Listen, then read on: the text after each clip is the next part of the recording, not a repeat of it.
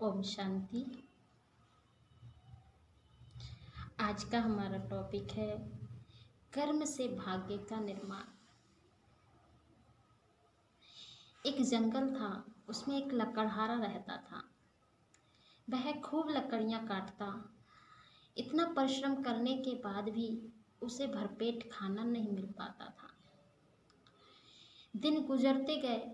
एक दिन एक साधु वहाँ से गुजर रहे थे, तो वह अपनी भावनाओं के साथ उन साधु के पास पहुँचा और बोला कि जब भी आपकी भगवान से बात हो तो मेरा कष्टों के कारण का निवारण जरूर पूछना।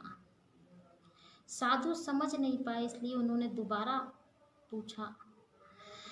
तो उसने कहा कि मैं इतनी मेहनत करता हूँ और मेहनत करने के बाद भी मुझे आधा पेट भोजन नहीं मिल पाता है, तो आप प्रभु से मेरी ये फरियाद जरूर रखना।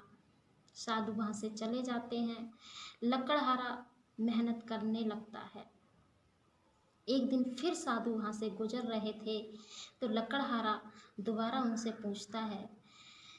तो साधु ने कहा कि हाँ, मेरी प्रभु से बात हुई। तो उन्होंने कहा कि तुम्हारी आयु 60 वर्ष है और तुम्हारे भाग्य में केवल 5 बोरी अनाज है, इसलिए थोड़ा थोड़ा करके अनाज तुम्हें मिल रहा है। तो लकड़हारा सोच में पड़ जाता है और वहाँ से चला जाता है। फिर उसे साधु मिलते हैं और वह उनसे कहता है कि मेरी एक फरियाद और प्रभु तक पहुँचा दो। उनसे बोलो कि वो मेरा सारे जीवन का अनाज एक बार में ही मुझे दे दें।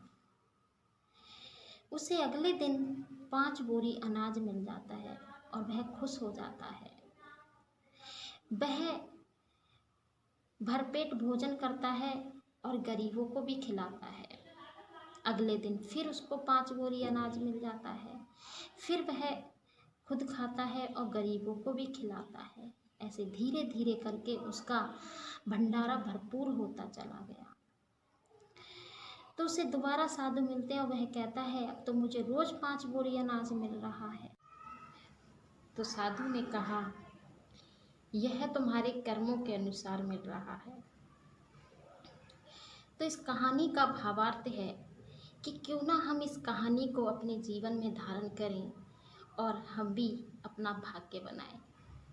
उस लकड़हारे ने उस जन्म में कुछ ऐसा कर्म किया जो उसे ऐसा जीवन मिला, और इस जन्म में उसने कुछ ऐसा कर्म किया जो उसने अपना भाग्य बना लिया, जो उसके आगे जन्म के लिए भी वो भाग्य बन गया। तो क्यों ना हम भी अपना भाग्य बनाएं और इस कहानी को अपने जीवन में धारण करें।